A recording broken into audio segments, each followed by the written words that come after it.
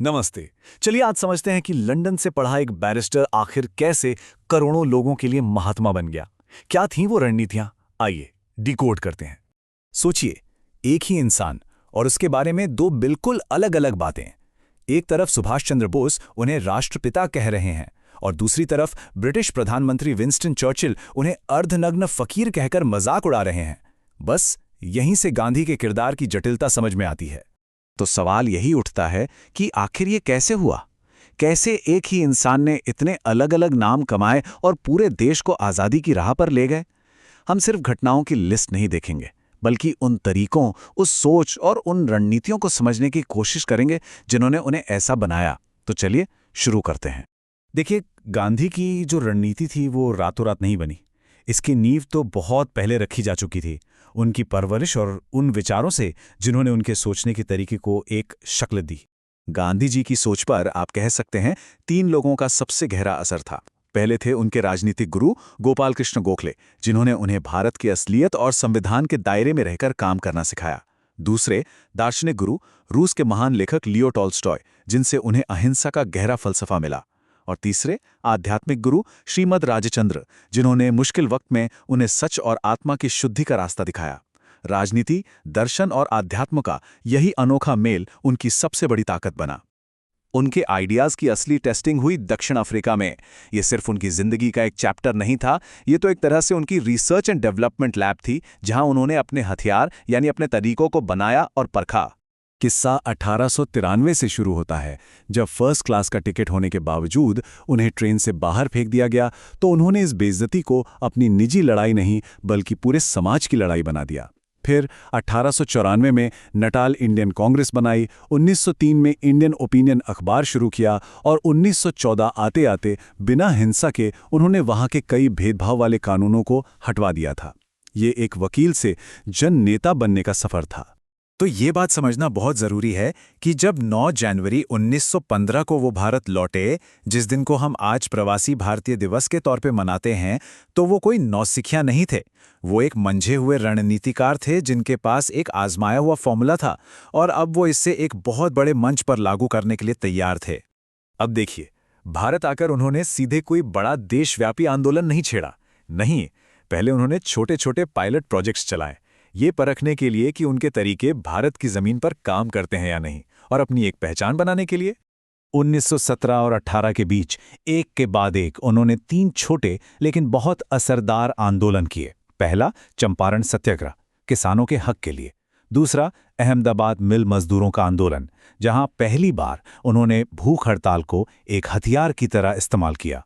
और तीसरा, खेड़ा सत्याग्रह, जो किसानों के लगान माफी के लिए पहला असहयोग आंदोलन था। इन तीनों जीतों ने पूरे भारत में उनके नाम का डंका बजा दिया। और ये सफर कितना व्यक्तिगत और खतरों से भरा था, इसका एक छोटा सा उदाहरण सुनिए।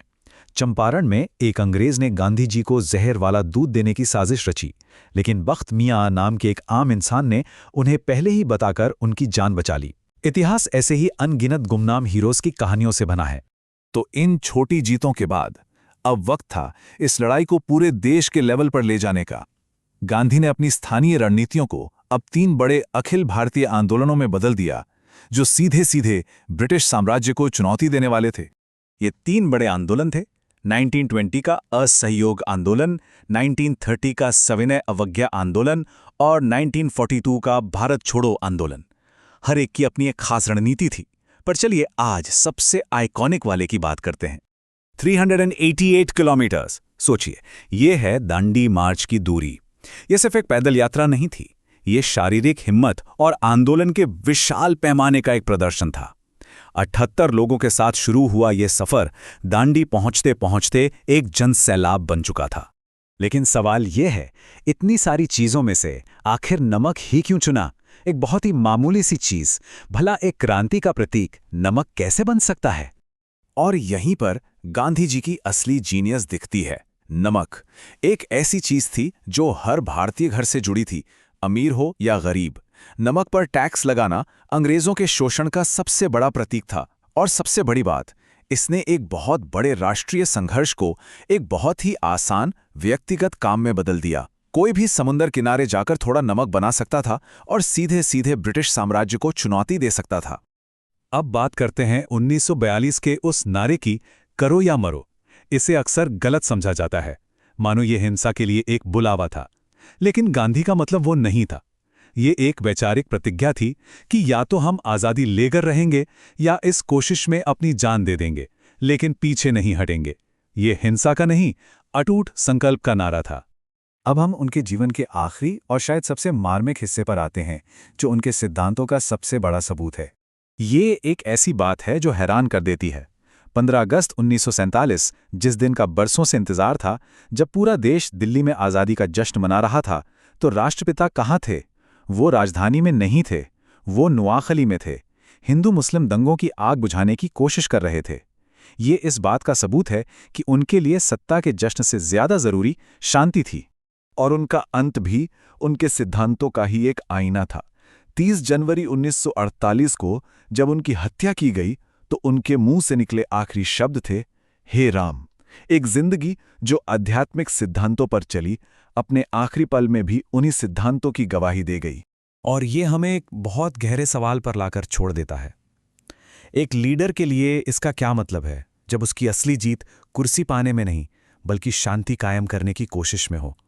शायद यही गांधी की विरासत का असली सार है, जो आज भी उतना ही मायने रखता है।